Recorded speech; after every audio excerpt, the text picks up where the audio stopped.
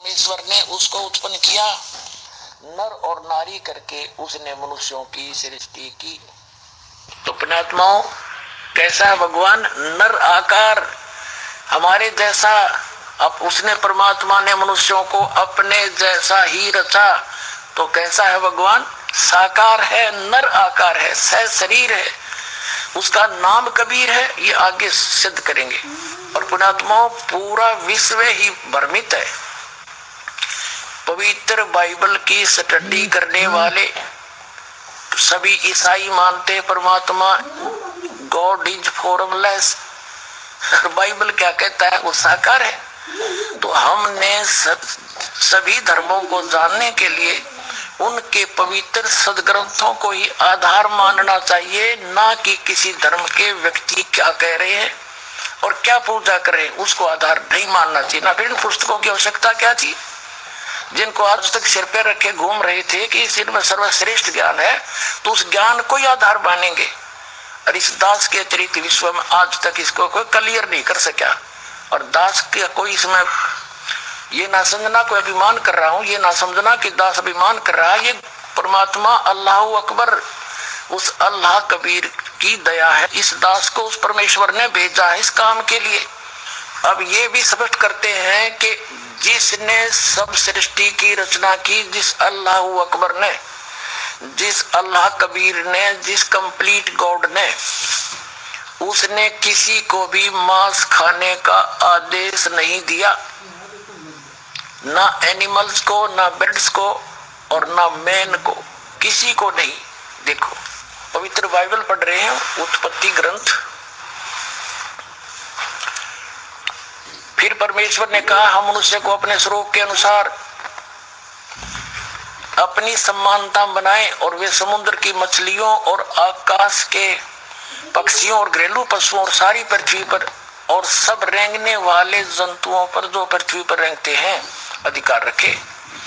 27 में कहा कि तब परमेश्वर ने मनुष्य को अपने स्वरूप के अनुसार उत्पन्न किया।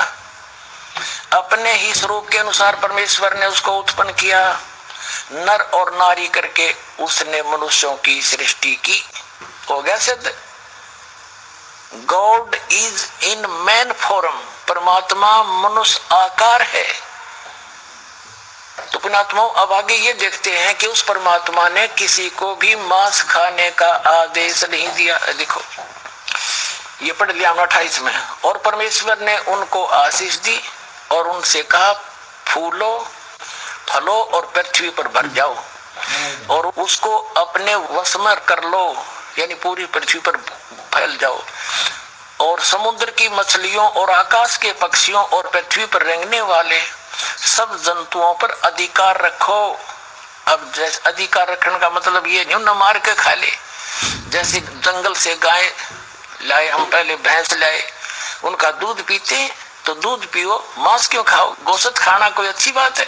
और देखो परमात्मा का आदेश नहीं है, ये पूर्ण परमात्मा का अल्लाह अकबर का आदेश नहीं है। देखिएगा अधिकार को। फिर परमेश्वर ने उनसे कहा सुनो, जितने बीज वाले छोटे छोटे पेड़ हैं सारी पृथ्वी के ऊपर हैं, और जितने वृक्षों में बीज वाले फल होते हैं वे सब मैंने तुमको दिए हैं। वे तुम्हारे भोजन के लिए हैं। किसके लिए? मनुष्यों के लिए। ठीक है। अब पशु पक्षियों के लिए देखो, ये 29 नंबर श्लोक हमने पढ़ा है, आयत 29। अब 30 में क्या कहा भगवान ने, अल्लाह अकबर ने? तो जितने पृथ्वी के पशु और आकाश के पक्षी और पृथ्वी पर रेंगने वाले जंतु हैं, जिनमें जीवन का प्राण है, उन सब के खाने के लिए मैंने सब हरे हरे छोटे पेड़ दिए। और वैसा ही हो गया। तब परमेश्वर ने जो कुछ बनाया था सबको देखा तो क्या देखा कि वह बहुत ही अच्छा है। सांझ हुई, फिर भोर हुआ, इस प्रकार छठवां दिन हो गया। यूं आकाश और पृथ्वी और उनकी सारी सेना का बनाना समाप्त हो गया, और परमेश्वर ने अपना काम जिसे वह करता था 7वें दिन समाप्त किया, और उसने अपने किए हुए सारे काम से 7वें दिन विश्राम किया। और परमेश्वर ने 7वें दिन को आशीष दी और पवित्र ठहराया, क्योंकि उसमें उसने सृष्टि की रचना के अपने सारे काम से विश्राम लिया। तो पुण्यात्माओं, इसे स्पष्ट हो गया कि मांस खाने का आदेश किसी भी प्राणी को नहीं है। अब यहाँ समस्या पैदा कर देंगे ये अज्ञानी आपके सामने के शेर और जितने भी ये पशु हैं, हिंसक पशु जिनको मांसाहारी मानते हैं, तो ये इनको भगवान ने ऐसे पंजे दिए हैं, नुकीले दांत दिए हैं, तो ये तो एक मांस खाने के लिए दिए हैं। नहीं पुण्यात्माओं, ऐसे प्रमाण आपको दिखाएंगे कि ऐसे महापुरुष हुए हैं जिन्होंने शेरों को आशीर्वाद दे दिया, सिंह को, लायंस को, उन्होंने जीवन भर मांस नहीं खाया और बिल्कुल घास फूस खा करके, जैसे इनके पंजे किस लिए दिए हैं कि जैसे कीकर देखी होगी बबूल आपने, उसका ऐसा मोटा मोटा गोंद निकल जाता। पहले बहुत मजबूत तगड़ी तगड़ी कीकर होती थी, इतना इतना उनका गोंद लग जाता है और बहुत वो पौष्टिक होता है। ऐसे ही कुछ ऐसे पेड़ होते हैं जिनके अंदर बहुत अच्छा गुद्दा निकलता है, उनको पाड़ पाड़ कर ये खाते थे। तो इनको मांस खाने का अधिकार नहीं था, किसी को भी आदेश नहीं, और ना खाते थे प्रारंभ में, मांसाहारी प्राणी नहीं थे। तो फिर क्या हुआ, जैसे अब हम देखते हैं पवित्र हिंदू धर्म के अनुयायी पवित्र मुसलमानों को बुरा क्यों कहते थे कि वो मांस खाते, इसलिए बुरा मानते थे कि वो मांस खाते। और सिख धर्म के अंदर 10 महापुरुष हुए हैं, उन 10 महापुरुषों ने कभी मांस छुआ तक नहीं, शराब कभी छुई तक नहीं, तम्बाकू सेवन किया नहीं। और ये तो सबसे पीछे चला हुआ धर्म है सिख धर्म। इसके अंदर कितनी बिजली गिर गई, इतनी जल्दी मांस खाने लगे, जैसे भेड़िए खाते हैं, शराब पीने लगे और लुकमा सुकमा तम्बाकू भी सेवन करने लगे। क्या उन महापुरुषों का आदेश था कि तुम ये ऐसा जुल्म करो? या हिंदू धर्म के अंदर कोई ऐसा कोई आदेश है कि मांस खाओ? अगर किसी पुस्तक में मांस खाने का कोई लिखा है तो उस पूर्ण परमात्मा का आदेश नहीं है, वो किसी अन्य व्यक्ति का, फरिश्ते का, कोई देव का आदेश है, तो वो हमने मानना नहीं चाहिए। तो कहने का भाव ये है, उस पूर्ण परमात्मा ने उस तत्व ज्ञान में कहा है कि नबी मोहम्मद नमस्कार है, राम रसूल कहाया, 1,80,000 को सौगंध जिन नहीं कर चलाया, अरस कुरस पर अलह तकत है, खालिक बिन नहीं खाली, और वह पैगंबर पाक पुरुष थे साहिब की अब्दाली। जिन महापुरुषों का नाम लेकर तुम बिस्मल करते हो, गाय और बकरे काटते हो, कहते हैं 1,80,000 को सौगंध जिन नहीं कर चलाया। नबी मोहम्मद नमस्कार है, वो आदरणीय महापुरुष थे और परमात्मा के राम रसूल कहाया, वो परमात्मा का राम का रसूल था, यानी पैगंबर था। और 1,80,000 ऐसे महापुरुष हुए मुसलमान धर्म के अंदर, कहते 1,80,000 को सौगंध जिन नहीं कर चलाया, जिन्होंने ऐसे कोई बकरे वकरे गाय वगैरह नहीं काटी, उन्होंने कहते हैं अरस कुरस पर अलह तकत है, खालिक बिन नहीं खाली, और वह पैगंबर पाक पुरुष थे साहिब की अब्दाली। वो तो पवित्र आत्माएं थी, उस परमात्मा की कृपा पात्र थे। अरस कुरस पर आसमान के कति अंतिम छोर पर वो पूर्ण परमात्मा रहते हैं, और उस परमात्मा की दृष्टि से कोई जीव नहीं बचा है, वो सबका अंतर्यामी है, सबका जानकार है, एक जरा से जीव को भी नहीं बुलाता है, वो सब उसके वो सर्वज्ञ है। अरस कुरस पर अलह तकत है, खालिक बिन नहीं खाली, वह पैगंबर पाक पुरुष थे साहिब के अब्दाली। वो उस परमात्मा के, अल्लाह अकबर के, वो पूर्ण परमात्मा के कृपा पात्र थे। उन्होंने ऐसा मांस नहीं खाया जैसा तुम अब खा रहे हो। और जैसा कि दास कहना चाह रहा था, इसी प्रकार आगे चल के प्रत्येक धर्म के अंदर यह गिरावट आती चली गई। हिंदू धर्म मुसलमान धर्म को, यानी उनके धर्मी व्यक्तियों को हिंदू धर्म के व्यक्ति इसलिए बुरा कहते थे कि वो मांस खाते। अरे हिंदू मुसलमानों तो बढ़ गए, तो ये बिजली क्यों गिर गई? क्या उन महापुरुषों का आदेश है? तो इसी प्रकार in the start of the इस यूनिवर्स, जब परमात्मा ने सृष्टि रची, उस समय कोई भी प्राणी, इवन लायन तक भी, शेर तक भी, सिंह तक भी मांस नहीं खाते थे। फिर यह बिजली गिरती गिरती आ गई, तो अब ये सब ऐसा बुरा हाल हो, पशुओं ने छोड़ो आदमी खान लगे। और वकालत करते हैं मुसलमान धर्म के प्रवक्ता, मांस खाने की वकालत करते हैं। क्योंकि देखो, अगर कुरान शरीफ में या किसी पुराण में, वेदों में और गीता में मांस खाने का कोई प्रावधान नहीं है। यदि किसी पुराण में और यदि किसी कुरान में और यदि फिर बाइबल में, इससे आगे जहां परमात्मा ने, उस अल्लाह अकबर ने, समर्थ भगवान ने 6 दिन में सृष्टि रची, 7वें दिन वो तो तख्त पर बैठ के जाकर विधान बता के कि किसी ने भी मांस नहीं खाना है, ये खाने की वस्तुएं तुम्हें हलाल है, बाकी सब हराम है। इससे आगे कोई लेख उल्लेख है, चाहे वो पुराण में है, चाहे कुरान में है, चाहे बाइबल में या तौरात में है, या चाहे अन्य किसी इंजिल में है या जबूर के अंदर है, वो अल्लाह अकबर का आदेश नहीं है, वो किसी अन्य देव का आदेश है। उसका आदेश पालन करके आप उस अल्लाह अकबर के विधान को तोड़कर दोषी बन जाओगे।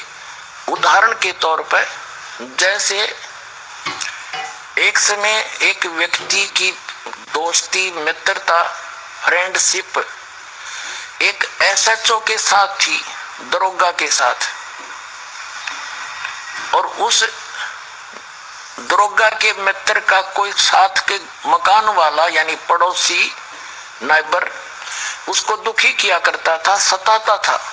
तो उस व्यक्ति ने एक दिन अपने फ्रेंड एसएचओ से जाकर कहा दरोगा जी से कि दरोगा जी, एक मेरा साथ में मकान वाला मुझे बहुत परेशान करता है, किसी तरह भी जीने नहीं देता है। दरोगा जी ने कह दिया एसएचओ ने कि मार उसका लठ, मैं आप देख लूंगा। अब उस एसएचओ एक अधिकारी की आज्ञा का पालन करके उस व्यक्ति ने अपने पड़ोसी के साथ झगड़ा ठान लिया, लट्ठम लट्ठा हो गए और वो उसका पड़ोसी मर गया, उसके सिर में लठ मार दिया उसने। एसएचओ के कहने से वो पड़ोसी मृत्यु को प्राप्त हो गया। उसके पश्चात क्या हुआ कि वही एसएचओ वहां का प्रभारी था, अपने ही मित्र को पकड़ के लाया, हवालात में दे दिया, मृत्यु दंड को प्राप्त हुआ। पुण्यात्माओं, उस व्यक्ति ने राजा का विधान तोड़ दिया। राजा का विधान था यदि कोई किसी का मर्डर करेगा तो उसको सजाए मौत होगी, ये विधान था राजा का। उस राजा के विधान को तोड़ दिया एक अधिकारी के कहने से, तो उसको सजा मिली, सजाए मौत हुई उसको। इसी प्रकार उस अल्लाह अकबर, उस राजा का, सारी सृष्टि के पालन करता का, सबकी उत्पत्ति करता का आदेश है कि मांस नहीं खाना बिल्कुल भी। और यदि उसके पश्चात किसी भी पुस्तक के अंदर, होली बुक में मांस खाने का प्रावधान है तो वो किसी अन्य, उस भगवान को छोड़कर अन्य देव का, एंजल का, किसी फरिश्ते का आदेश है। वो समझ लो एसएचओ का आदेश है, उसका विधान टूट जाएगा। तो उसका आदेश का पालन किया तो आप दंडित होगे, पाप के भागी होगे, इसलिए वो नहीं करना। समझदार को संकेत बहुत होता। अब आप जी को दिखाया है परमात्मा नर आकार है, 6 शरीर है, 6 दिन में सृष्टि रची और परमात्मा ने 6ठे दिन मनुष्य को अपने जैसा, अपने अनुरूप, अपने शरीर जैसा, अपनी सूरत जैसा उत्पन्न किया, नर और नारी करके उनकी उत्पत्ति की और उनको खाने के लिए आदेश दे दिया। अभी आपने पढ़ा, आप फिर भी पढ़ सकते हैं। अब इसके पश्चात वो परमात्मा 6 दिन में सृष्टि रचकर 7वें दिन तख्त पर जा बैठा। वो कौन है? वो बड़ा भगवान है। जैसे मुसलमान भाई उसको बड़ा भगवान कहते हैं, हम उसको कबीर भगवान कहते हैं। भगवान कबीर, वो अल्लाह अकबर कहते हैं, इसमें कोई अंतर नहीं है। और वेदों में और गीता में उसको परम अक्षर पुरुष कहा है, परम अक्षर ब्रह्म कहा है, सच्चिदानंद घन ब्रह्म कहा है। अब आपको पवित्र कुरान शरीफ से दिखाते हैं इस सृष्टि रचना के ही एक प्रकरण में कि परमात्मा वही है जो कुरान शरीफ का ज्ञान दाता भी जिसके विषय में नहीं जानता, उसी ने 6 दिन में सृष्टि रची, 7वें दिन तख्त पर जा बैठा।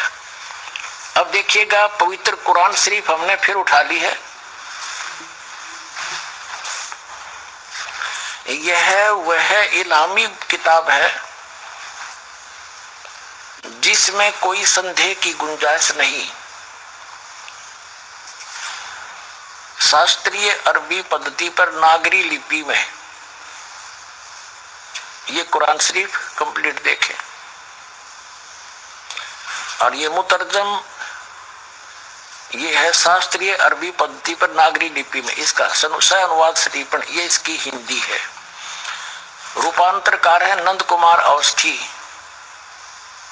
शेरवाणी संस्करण। यहां देखते हैं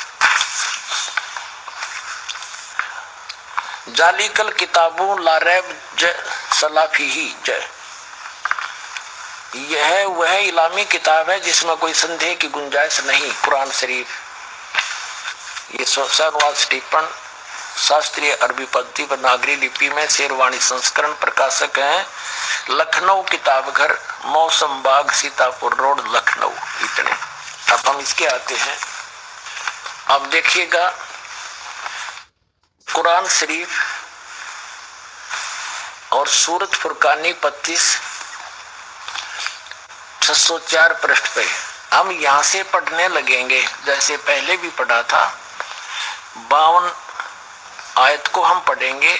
फला तुतियल काफिरिन व जाहिदुम बिही जिहादन कबीरन। इसका अनुवाद बिल्कुल सामने हिंदी में कर दिया उन्हीं ने।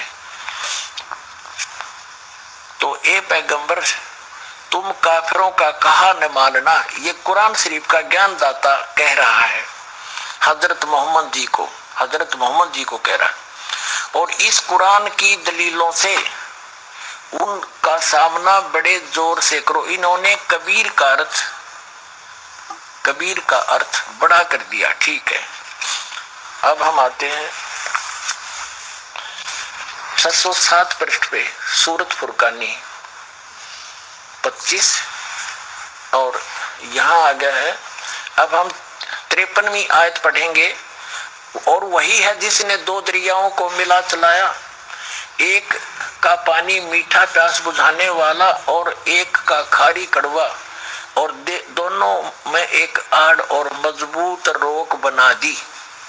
और वही है जिसने पानी की बूंद से आदमी को पैदा किया, फिर उसको साहिबे नसब यानी किसी का बेटा या बेटी और ससुराल वाला यानी किसी का दामाद बहू बनाया।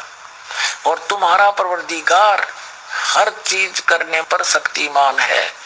अब 55 आयत पढ़ेंगे, 54 पढ़ दी। और काफिर अल्लाह के सिवा ऐसों को पूजते हैं जो न उनको नफा पहुंचा सकते हैं और न उनको नुकसान पहुंचा सकते हैं।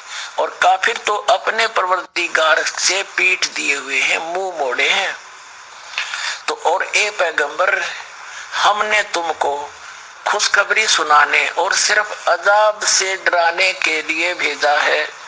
हजरत मोहम्मद जी को भेजने वाला वही है जो कुरान शरीफ का ज्ञान दे रहा है। वो कह रहा है कि हम